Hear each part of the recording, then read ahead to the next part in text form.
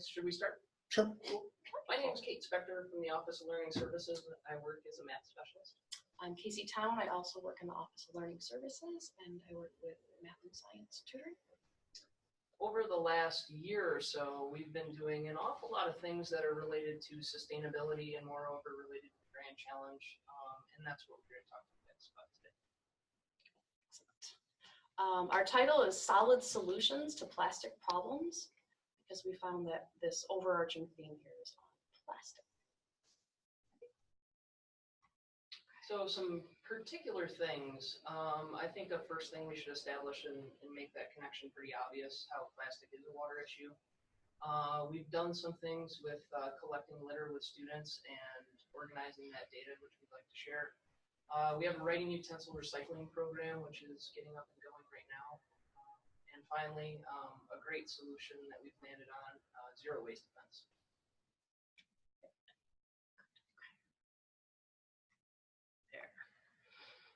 So I thought this was really a great image. I know, Sharona just went, whoa. So I have some concerns. Yeah, it is concerning. So here we have an image from, some magazine from the 50s, which is really demonstrating the prominence and the proliferation of plastic of that time. So it was everywhere, and during the 50s, it was really a wonder material. It was a material that brought democracy to a lot of people's lives. People all of a sudden had access to goods that they didn't previously have. And essentially what this did is it ushered in the era of stuff. Yes. And all of the things that we really appreciated about plastic at that time, the fact that it was durable, lightweight, that it didn't break down, and that it could flow and do all these amazing things, are pretty much the reasons we've now come to find that plastic is not a good thing. So I think this image does a wonderful job of really summarizing how plastic is a water issue. Plastic's in our water, which is a big problem. It's causing problems for species, different aquatic species and their habitats. We have these ocean gyres and they're becoming full of plastic. And now we're starting to see things like this, plastic soup. As the plastic breaks down, it gets increasingly smaller and turns into microplastics, which are now entering our food chain. And as far as aquatic species, we're also starting to impact ourselves. So not just aquatic species are now finding plastic and naturally occurring sea salt, that they can find it in there, they can find it in our bodies. So we, although not aquatic, are also starting to fall into this, that we consume so much water and products from the water that we're starting to find these within ourselves as well. All right, so we've established that plastic is a water issue. And one of the things we were really interested in, there's a lot of chatter about, is the litter that we find on campus, moreover what we see on the lakeshore. So this all started with just a pretty basic interest. What's out there? What kind of litter are we going to find? How much of it's going to be metal and how much of it's going to be plastic? Where's it going to be from? What's it made out of? How long has it been here? So we had a lot of questions. And those questions really drove us to figure out how we can tie those questions to curriculums and really get students in the fold in terms of starting to have those questions and starting to look for answers to those questions. Before we started, and without looking at our pile, but are there any ideas of what you think we would find on our lakeshore? I already looked at the pile. There's a lot. That's like that's maybe a tenth. That's like a tenth of the pile. So the rest, it's just pretend there's a lot. What do you think? Oh, what would I find down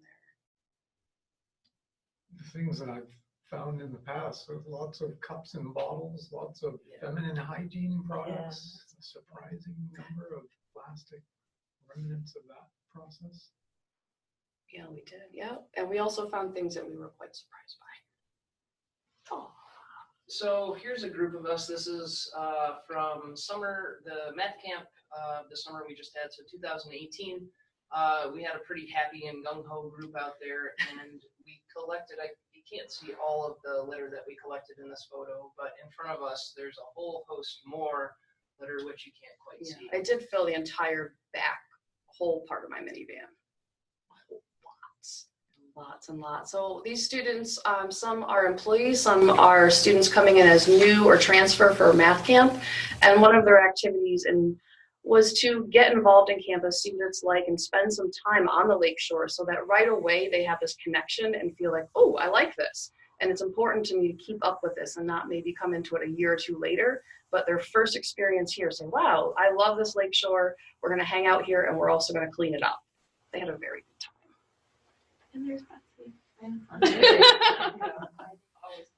I was like, well, I took the picture. I don't have to be in this one. So I think our grand total of items we counted was 1,085 total pieces of litter. An awful lot of it, and some of it's right in front of you. And there's some particular objects, if you don't mind, I'd sort of like to point out. So we have things that we see on campus and don't expect necessarily to see on the lakeshore. Not so great. We have big toilet seats. How'd that get there? That's wild. So I'm 36. Never once in my drinking days have I used one of these, a pull-tab beer can. Wow. So I was amazed at how long this litter sticks around. Like, it doesn't go anywhere. If we don't pick it up, it's just going to We sit have there. one very large tire, probably from the 60s or 70s. Straws. Lots of straws. Some other surprising things. Blue cap. Is my blue lid there? Yeah, there's all sorts of caps. I mean, caps up the wazoo. We found a lot of products written in French and some that were specifically only sold in Canada. So these things, that ice cream is either coming across the lake or on boats. But we found a lot of things that were not local, that definitely came from far away. Munitions, which we weren't really necessarily expecting to find. A lot. But we found a lot of them. Maybe this like wasn't 15. Not just one, like lots of these things. All sorts of string and wire and fishing line. You know, an old baby doll. She must have gotten left behind one of those days. That poor kiddo. And then itsy bitsy things, you know, little itsy bitsy pieces of trash. Lots of this little stuff. It got interesting when we were starting to go through this, and then we saved things like this for last. We're like, all right, today's the day. We have to carefully count each one of these itsy bitsy pieces of paper. So going through this litter it took a long time. So we collected this, August? August. We just finished going through everything, categorizing it, documenting all the items a couple of weeks ago. So it took a long time. One of the biggest obstacles we had was figuring out, how are we going to organize this stuff? How are we going to decide what our categories are? So we went through a host of ideas. We went down a lot of wrong paths.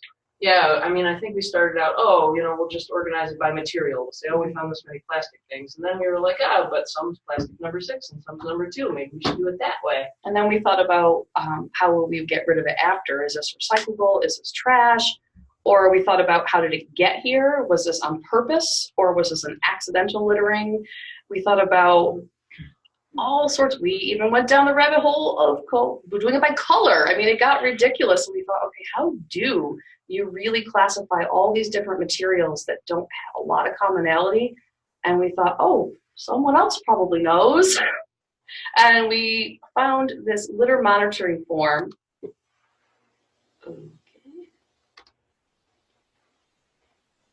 I should just say here, if any of you in this room ever want to know anything, find anything online,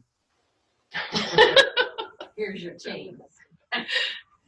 So we're real happy to trip across this. This is from the Alliance for the Great Lakes. They have an Adopt a Beach program, so people agree to do this, and then they just ask the groups when they're adopting the beach to use this form so they can organize and categorize everything that's collected and then resubmit it to the program so they can really understand what we're finding in our lakes. And this worked out really well for us. There were a few exceptions. We had to tweak it a little bit here and there. So for example, textiles, we found an awful lot of things that we would categorize as textiles that didn't have a place in there. So we invented a category called textiles, and maybe some other subtle tweaks. This was written primarily for public beaches and parks. So the items that they put as most likely to find were a little bit different than what we would find on our shore. We found that there was a lot more related to fishing, sports, and recreation, and less with maybe just a day out. Like the syringes. Yes. Yes. We did not find any of those, Okay. thankfully, we did not. So we looked to this for guidance, but found that even with an established company who's been using this, there were some issues. It was very hard to say, well, is a rope, just when it's a yard of rope, or what if I have a small piece? It's still a piece of rope. So there were a lot of things we had to talk about and decide how to count them, and found that I don't think anyone's quite got it It's right not yet. perfect. No. It's not perfect. We did have to make some concessions, but I think we did a pretty good job using this form and adapting it. Totally. Oh geez, I think if you just minimize it, so minus. I'm trying to find this one. That one? There it is, yeah. Ta-da! Okay. So, Sorry. I do really love this picture because our first take when we walked down to the lake with a very large group of students, the ones in the picture are who was left when we were done. So a lot of people had left, and we thought, oh no, we're really not going to be able to find. Do you remember saying there's not really a lot down here? This is not going to go Yeah, well. when we got to that Yes, part, we if thought, you oh. look at this picture from afar, it doesn't look too bad. But there's actually a whole bunch of trash right there. And that's what we discovered, is when you look at the lake, it looks clean. And Well, that's most, a popular spot. Mhm. yes. And most of it is in the bushes, under the rocks, under the driftwood. So at first appearance, even me knowing that there's going to be litter, I didn't see it. And I was like, there's nothing here today. Wow, this is great. And as we looked and learned, like, this is where it collects, there was actually a lot. So I think students going down to the lake might even say, oh, it doesn't look bad. Until they have this experience, say, oh, it really is there. So some of our big takeaways and some things that we noticed after looking at all the data very carefully, 84% of litter was plastic. That's super close to the reported national proportion, which Pretty is amazing. 85%. We Yeah. were amazed actually when Yes. we did that last calculation, and we were wondering, are we going to be far from the 85? And man, it was spot on. So that was remarkable. The percentage of those items that were related to food and drink, again, pretty high, 40%. And another relatively convincing number, that 81% of litter was from a single-use item. I don't want to drag you through the boring details of our data for too Our long. data. So- There are additional copies of this on the table, so if it's very hard to see, they're in sheets, so you can flip through. They're very hard in this font. Yeah, so from a statistical perspective, I apologize on the number of categories, but this is how we did it, and it is what it is. So this is the whole kit and caboodle. This is those 1,000 plus pieces, and some interesting things in here. So it seems like there's been an awful lot of talk about things like straws and plastic bags, and we were surprised to see that they weren't particularly prominent in the litter we were collecting. So I'm trying to catch it with my eyeballs. Straws are 2.9. Thank you. Plastic grocery bags are 0.6%, So which was on par with balloons. yes.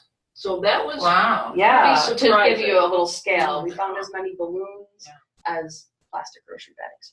And so they do have two categories for plastic bags. They have plastic grocery bags and then things they call other plastic bags. We deem something like the Ziploc bag to fit into this other plastic bag category. Another kind of surprising thing, 6-pack rings. They're Yeah. really low on the list. 6-pack rings says 0.1%. So then I did just a quick search on that. It turns out back in 1989, the United States released regulation that said that any 6-pack rings that were produced needed to be photodegradable and promised to degrade in 2 weeks. So Yeah, we I didn't know that. I didn't either, and I said, why aren't there more? And there was only one. We also found a surprisingly small amount of glass or ceramics. We found one glass bottle, which as a child, I remember that being the hazard, like watch out for glass, watch out for glass. There was one glass bottle and one perhaps broken plate, but it was generally, there was not glass to be found. There's in tiny glass pieces. tiny glass Yeah. pieces. Tiny, those little ones. It was interesting to look at these, and you could really tell where it had come from. It's surprising how familiar you are with your own nation's trash when you look at it. You're like, Mhm. I know what that is.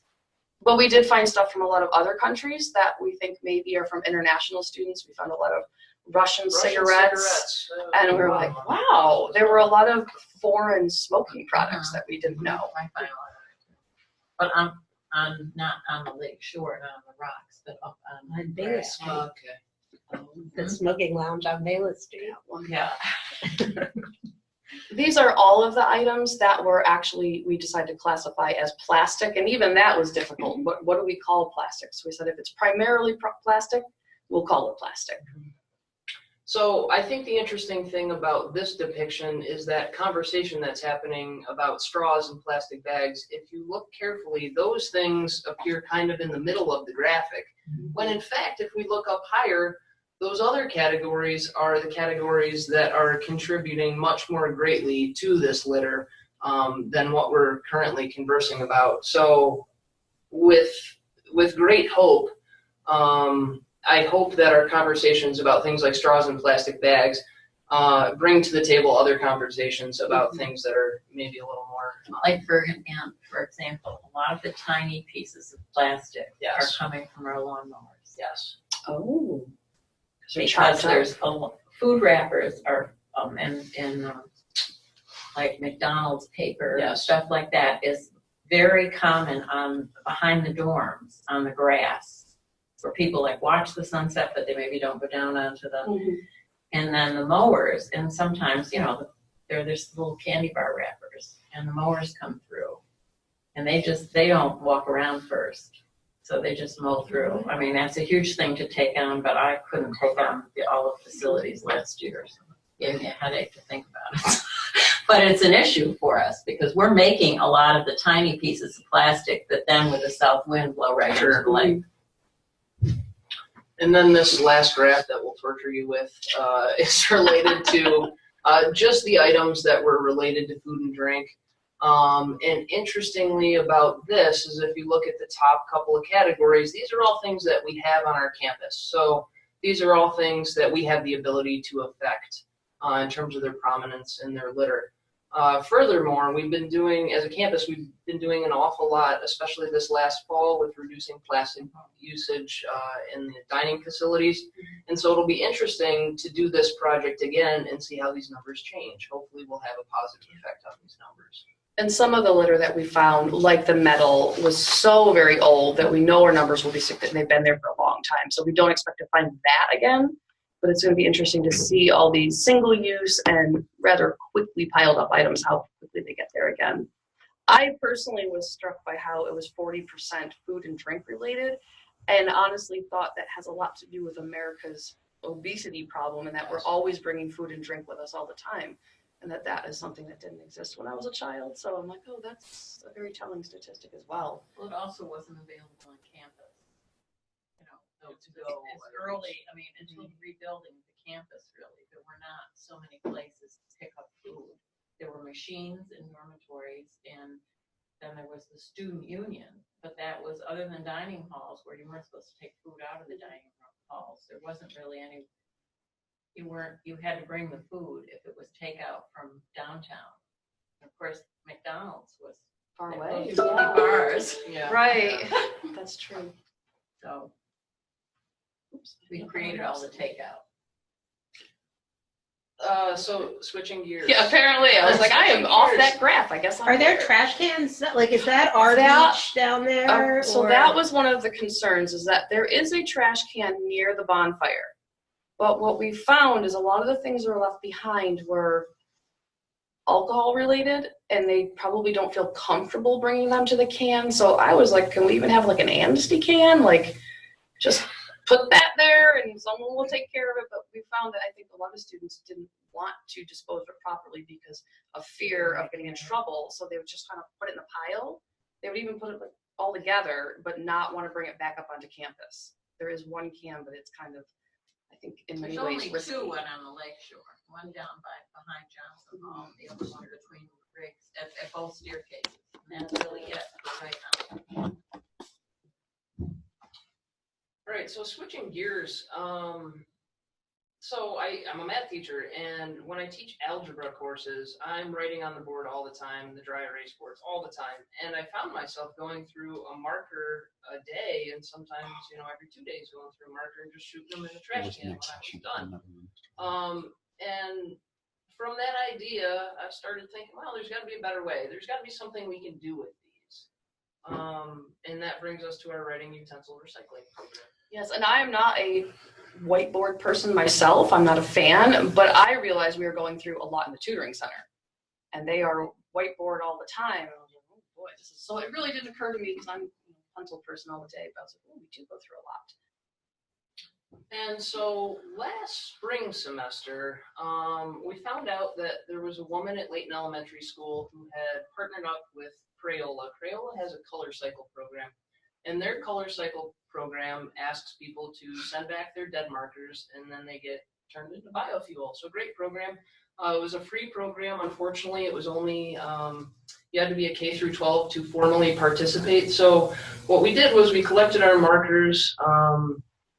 It was very easy. We asked Professor Tryon to make us a nice bin, and then collected our markers in the tutoring center and also in the math department. And it was we didn't have to put too much effort into it, and we had 120 markers by the end of the semester. So that was great. Then we started thinking about expanding. And when we started thinking about expanding, that's when we knew that Crayola's program just wasn't going to work for us. And we found out about TerraCycle. And TerraCycle is a company that has all sorts of programs, and they're really focused on recycling things that are not traditionally recycled. And so they have this marker and pen recycling program. And essentially what you can do is any dead marker, pen, or mechanical pencil you have, you can shoot into a TerraCycle bin. And then once the bin gets filled up, you mail it back to the company. And then on the company's end of things, they take all of those markers and pens and mechanical pencils, break them down into their bare components, separate all the materials, and then get those materials back on the market so they can be turned into new products. So about a week ago, we installed the TerraCycle marker and pen recycling bin in Marano Campus Center. So it's right between the entrance to the college store and the bank of ATMs. So it's in a pretty visible spot. Working from there, and again, having that idea of expanding this program across the campus, I talked to Professor Tryon, and we thought, wow, is there a way we can capture the pen sooner? We can capture it right, before they put it right in the trash can. And so then we got the idea of maybe working with some students from his manufacturing class to make smaller bins that would be suitable for classroom use. And we had this awesome team of students work in their class to come up with these bins. And so what you see right now is our prototype bin. We just pulled this one right off our whiteboard. Yeah, we just pulled it right off our whiteboard. The really cool thing is how thoughtful all these students were with these bins. So the wood, for example, this is reclaimed wood from the Sweatman Gymnasium, which is really awesome. The acrylic they used, they wanted to first use recycled acrylic, but they found that there was only one recycled acrylic manufacturer in the entire world, and that company was out of Italy. So because of the transportation, they found an acrylic company that was a lot closer. But they were really thoughtful about this whole process, and they did a really good job. So we have 200 of these boxes, and over the course of this semester, you will start seeing them in classrooms and departmental offices. That's great. We get some for the library. Yes, and every time we hear the, oh, Yeah. We're running a little short on time. The next session is supposed to start. oh, good, we're almost done. Wonderful. Okay. So we have a lot of events around the tutoring center. Some of them are small, just like small tutoring get-togethers, and others are big events like our tutor training session that's happening. And we wanted to figure out how we could host these events responsibly. Yes, and Sharona has witnessed, my inability to host these at all times. So I'm learning, but we've held several events and learned setting up and starting what is to create no trash from an event.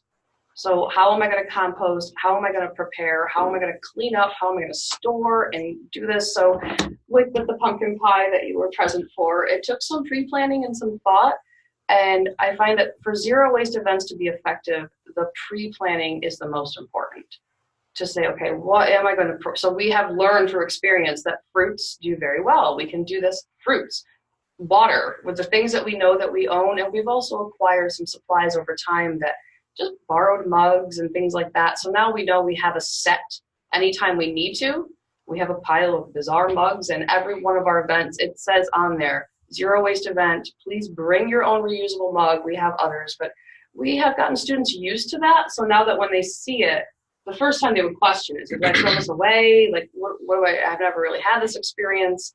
So I even found that signage was necessary. We have to let students know, like, please do compost, and also what to compost. They generally don't know that they can include things like napkins, if there's a paper plate. So we have found over maybe 4 or 5 events how to streamline it, and I found that a lot of it came to the pre-planning and also acquiring a nice set of things that you can keep and share with others to move forward.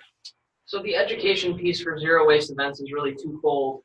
You have to educate yourselves to figure out how you're going to host the event, and then during the event, you need to educate the participants so they know how to responsibly put, you know, whatever they have in the right place. Could you check to see who's on?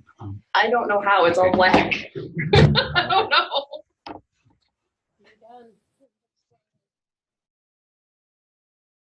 So we can get, although these may be people for the next session too. Okay. I guess, okay, everyone is left. Okay, never mind. Okay. So then, just one last thing I want to point out, and I'll be quick. On that last slide, so like I was saying about the 2-prong piece to this education for zero waste events, if you're interested in hosting a zero waste event, there's these 2 guides that we found which are fantastic. This first one, the 7 Generations Ahead guide, is really good for anybody who wants to host any event. We don't even need to open it. Okay. I'm like, I have to go from the Yeah, beginning for this one. We need about 5 minutes in between to set up too and to say the recordings. But So if you have questions about zero waste events, I'd be happy to talk to you and help you get started. great. Thank you. Nice work. A lot of work.